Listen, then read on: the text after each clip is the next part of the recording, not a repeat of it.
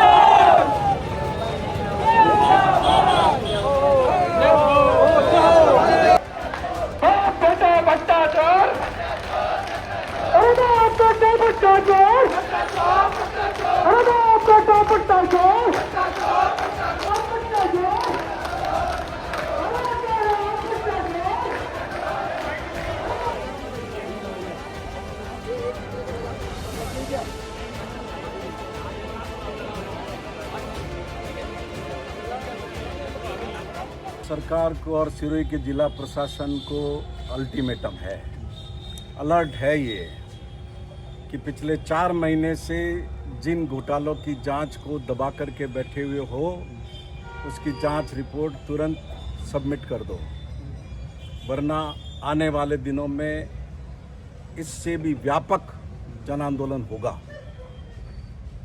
तो बीजेपी दावा कर रही है कि ये जमीन राम जरोका की है ही नहीं।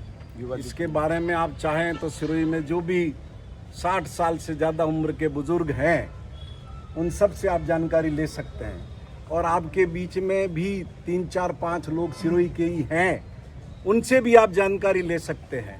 और आप नगर परिषद में जाकर के ब्रह्मलीन जयराम दास जी महाराज ने ये नियमन करने के लिए जो आवेदन किया था, जो अर्जी दी थी, उसका आप जाकर के अवलोकन कर सकते हैं कि ये नियमन किस आधार पर हुआ।